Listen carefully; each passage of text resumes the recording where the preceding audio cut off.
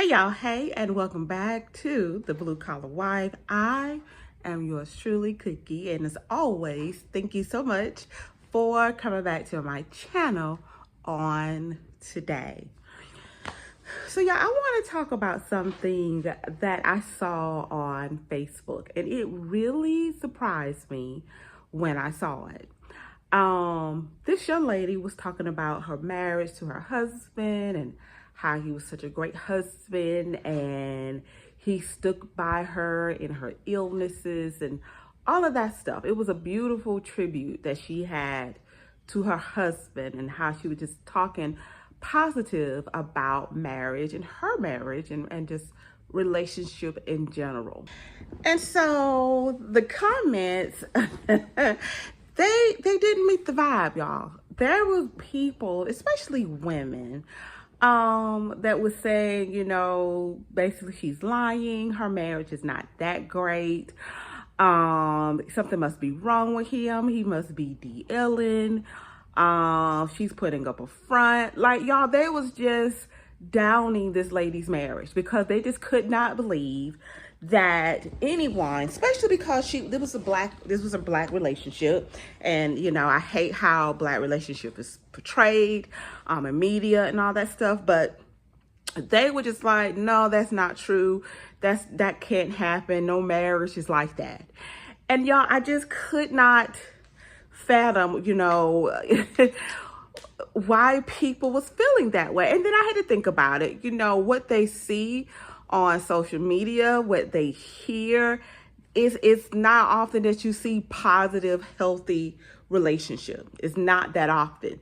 Now, I've been married for 14 years, and I choose not to talk bad about how horrible marriage is. Now, is marriage for the weak? Absolutely.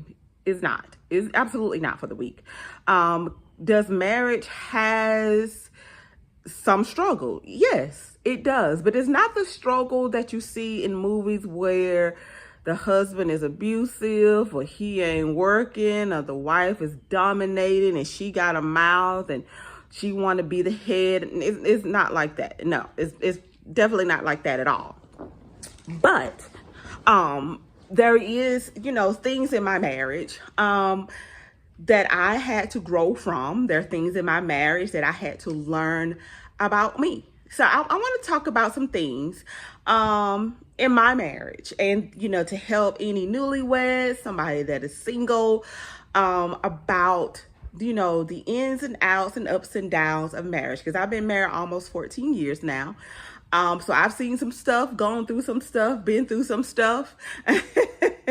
And I want to give a honest, positive, eye-opening truth about marriage. I really, really do. And I don't want, people to make marriage as this doom, gloom, ball of change kind of thing, because it's not. It really is not like that. So the first thing that I had to learn about being married is I had to learn how to pray on myself.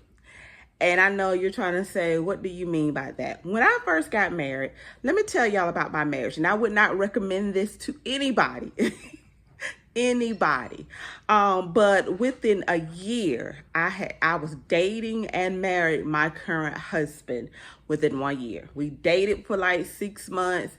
And then within 6 months, we were married. And before the year was out, I was pregnant with our son together. When I was walking down the aisle, I was actually pregnant then. So would not recommend, not a 10. No. I would not recommend that.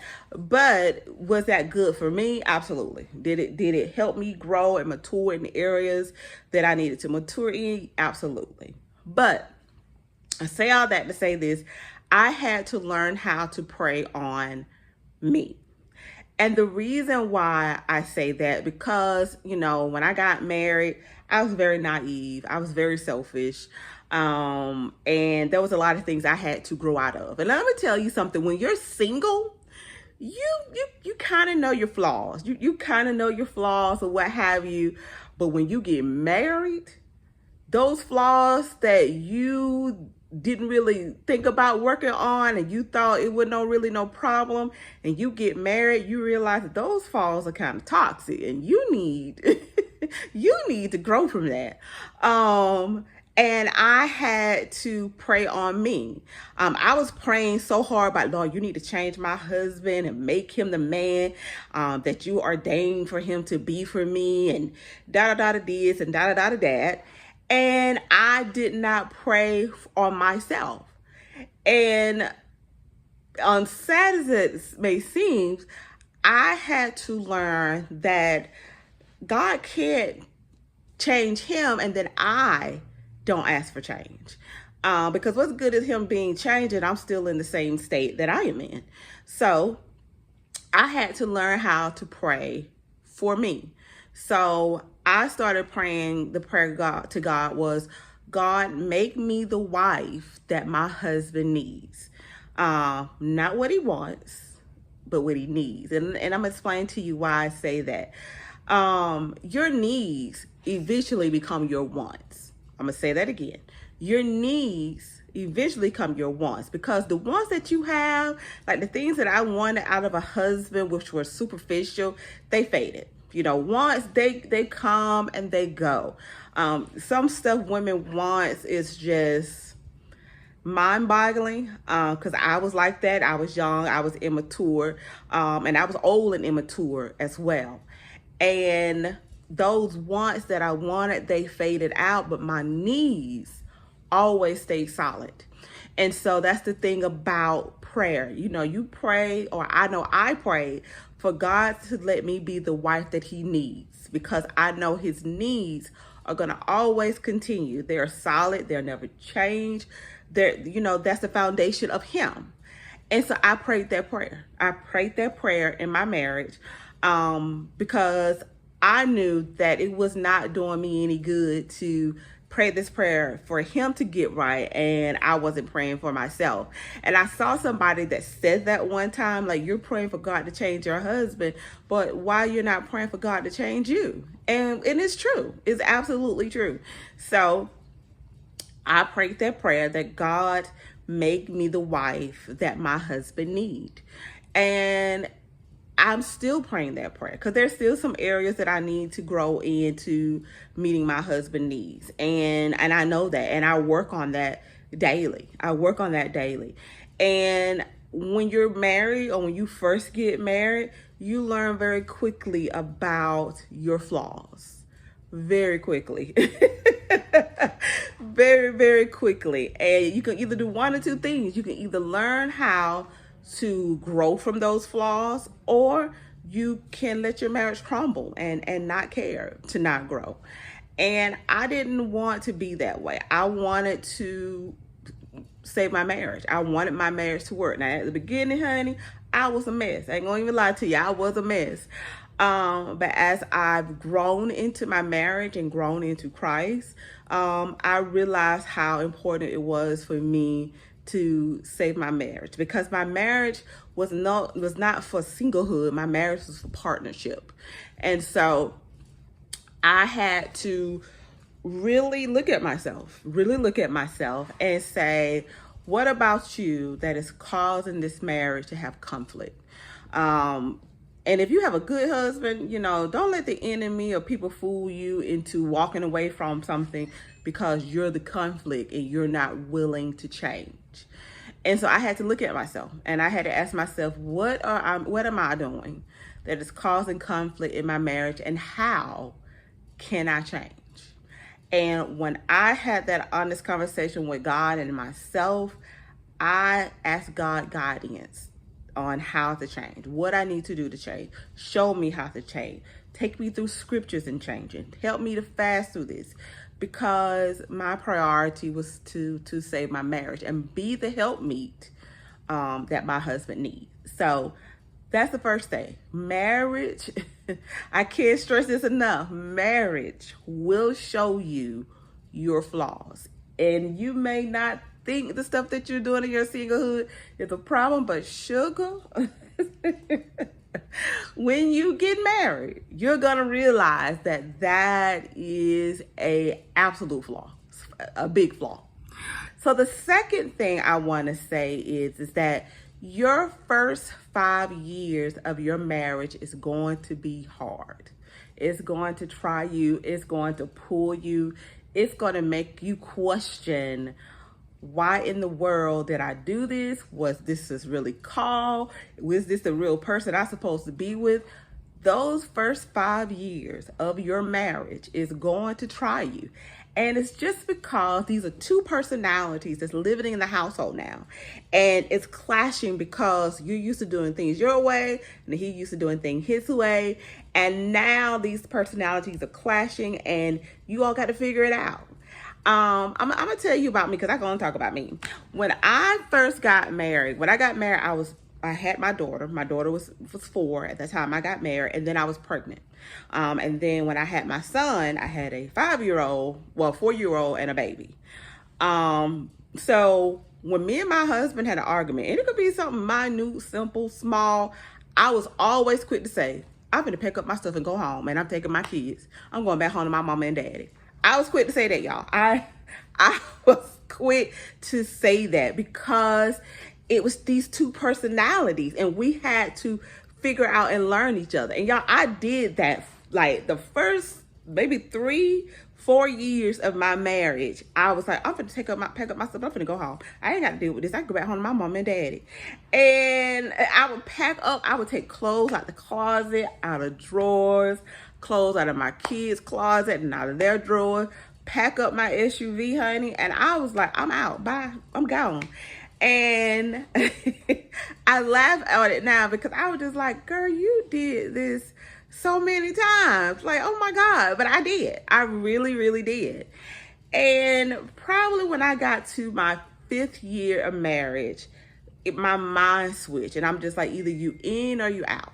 You know, you can't keep packing up stuff and, you know, doing all that. Because number one, is affecting his trust in you. Let's just be honest. It's affecting his trust with you is that you're going to be there for the long haul. Then it's messing with your kids because your kids like, oh God, we finna go again. You know, that kind of stuff. And then number 3, why are you not committing to it? You know, why you're not staying in the mud during this 5 years or this, you know, in this little small argument? And my mind switched. And I was just like, you know, no matter what the disagreement we may have or what issues that we may have or what thing we may be going through, you know, I'm not packing up to leave. We're going to have to either figure it out here or take some time and cool off. But I'm not leaving the house. I'm not leaving the house. And so I stopped doing it. And that's, you know, after my 5th year, I was just like, you know, I'm in it for the long haul. And it took a while for me to get like that between my 1st and 5th year of marriage because, you know, I was so used to being independent. A lot of people don't know I got married when I was 35. I am now going on 50. And so I was, you know, almost too set in my ways, to be honest, when I got married. And so when I, you know, got married, I'm thinking, you know, the same mind frame that I had in my singlehood, I could bring into my marriage. And I'm just like, you can't because you got a husband and y'all have a partnership now. It's no longer, it's me. It's we. And so I had to switch my mind and, you know, and stop being selfish and work on us and, you know, have the hard conversations and take the hard conversations and grow. And so my first 5 years, y'all, I'm telling you, it was trying. It tried me to the point of that there was nights I cried because I'm like, Lord, what in the world did I get myself into? Why did I get married? Did I get married for the right reason or the wrong reason? You know, are you sure this is the man you ordained for me? Like it weighs on you because that's what the enemy does. You know, that was the enemy does. Now look at it back on it now. I appreciate those trials because it caused me to grow. It caused me to be more intentional about my marriage and to make sure that I am an example to my kids of what a good marriage is. Do me and my husband have our dispute? Absolutely. We do have our dispute. But it's not to the point where nobody's leaving the house or, we're walking around with attitude for months and months and months at the time. It's none of that. If we have a disagreement, we try to go ahead and resolve it within that day. Just because that's where we are in our marriage. And if you're struggling in your first 5 years of marriage, don't walk away. I know you see celebrities, they've been married for 1 month, 2 weeks, 24 hours, and it's just like, oh well, it's just nothing. We're not celebrities. Let's be clear. We're not celebrities. And you should never base your relationship off of somebody else's, because what you bring to the relationship and what your spouse bring to the relationship is two different things than what somebody else's relationship looks like.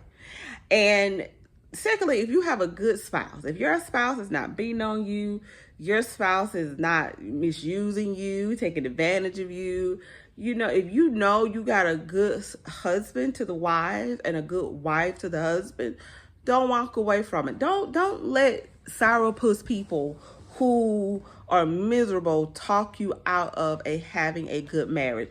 I have seen it time and time again. Those first 5 years is draining on a marriage, and I've seen marriage crumble because most of the time, young ladies listen to single girlfriends who is miserable and they ain't got nobody and they don't want you to have nobody. And they're quick to tell you, honey, I wouldn't put up with it. I would leave him because, honey, you got all this going on and da da da da da. And you done sit up there divorced, and now you sitting up there looking like a toad on a log, and they done got a whole nother man and telling my honey, I would have never left my husband. And you looking crazy. Don't do that if you know you got a good husband. And there's some things when you come into a marriage you have to learn. So like when I got married, my husband, he had already bought a house. My husband was financially set. I had to move back home with my mom because I had to regroup. I had got pregnant, and financially at that time I could not raise my daughter on my one income, and so I had to rebuild my finances. So when I got married to my husband and he has this strict finance that he got going on and I'm a free spender, I had to learn how to manage my money. And he helped me with that. He really did help me with that. So some things, if you're willing to humble yourself into and learn from, you'll be amazed at how well your marriage will flow. My husband didn't have kids when we first got married, and I had a daughter. He had godchildren, but that's totally different from having your own child living with you 24 hours a day. And he had to learn how to be a father. He became an instant father.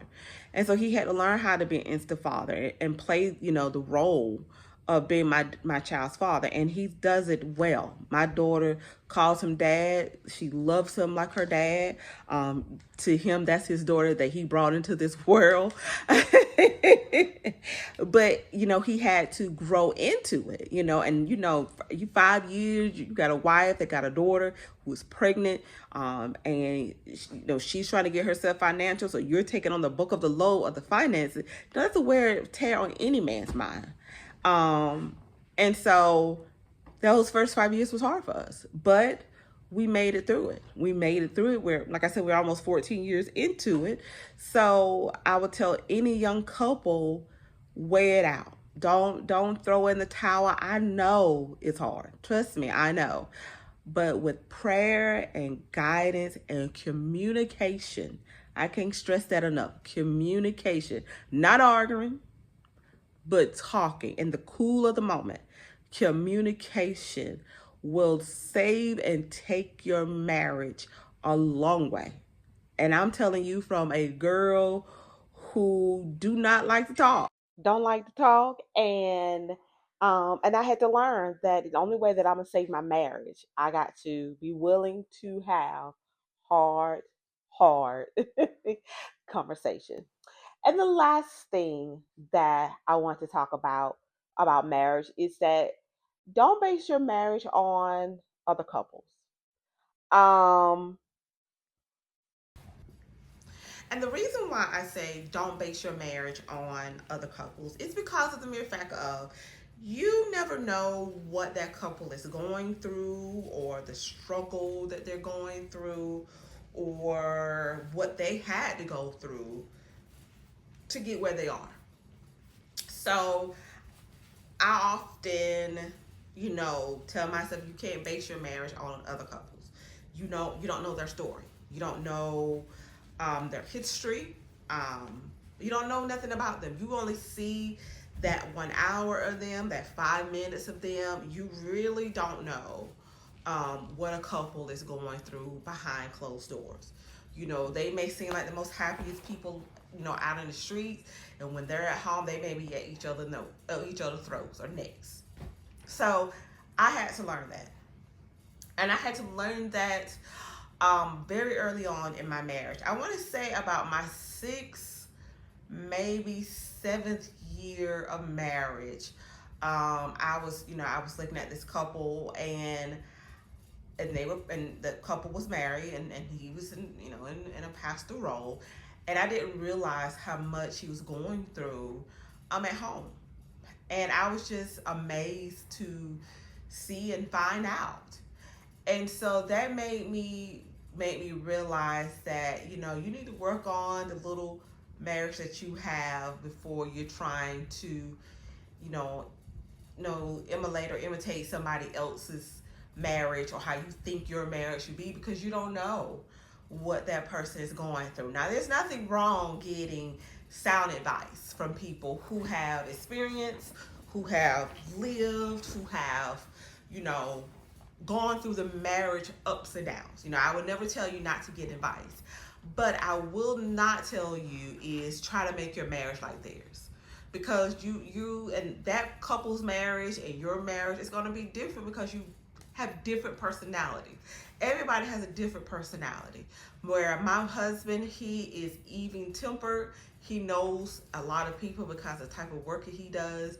I'm more of an introvert. I like to stay home. I don't like, going to many places. And with him, it doesn't bother him. And it's okay because that's good for both of us. I'm more of a talker. He's more of a listener. That's the channel. But that works for us. That works for us. And so you should not base your marriage or try to imitate your marriage off of anybody. You work on the marriage that God has given you. You work on the marriage that you are in, and grow it and water it and feed it. Because when you can work on your marriage, then you'll get to the point where I am, that you can give sound advice about the ups and downs, the ins and outs of a good foundational marriage. I look at my parents. My parents has been married now almost 53 years, and they've been together, I want to say 56 or 55. They've been together for a while. And my parents are getting up in age. Their steps are getting slower. I am noticing that. I noticed that this weekend. But they're each other's best friend. They're each other company keeper. My mom, she recently had a little mild stroke. This was her second one, and my dad has not left my mom's side. That's his best friend, as he called her his sugar pie. And so I look at them because I was there in that marriage when infidelity was involved. I was in that marriage when they fought and people got injured in marriage. I was in that marriage when they was financially strapped. But they weathered through all of it, and they have one of the most solid marriages that I've seen in a very long time, because you don't see people married over 50 plus years. Shoot, you don't see really a lot of people being married over 20 plus years. And to see my parents weather all of this stuff, and my father still kiss my mother goodbye every day when he go to work. My mom still tries her best to have something cooked every day for my dad. That's a good sound and solid marriage. And those are the kind of people I would say look up to. Those are the kind of people that I would say get sound advice from, because they can give you a plethora of things that you will not believe. Um, I'll take away from my parents things that I would do in my marriage that they're doing, and I've taken some things from them that I would not do in my marriage that I've seen them done. And that's with any marriage. You find the good and the bad in it. You find the good that you think, okay, I'm gonna take that little bit because that may work. And then when you see something bad, and you be like, oh, I can't get away with that with mine. So, so yeah. So get sound advice. Get sound advice at marriage, but do not try to imitate that marriage. And when you can learn your marriage, because just like you learn the personality of your children, you will learn the personality of your marriage. And so learn your marriage, love your marriage, and nurture your marriage. I can't stress that enough. Learn your marriage, nurture your marriage, and love your marriage. When you learn, love, and nurture your marriage, you will see the fruit of your benefits. You will see the fruit of your effort. You will see the fruit of everything that you put into your marriage. So yeah.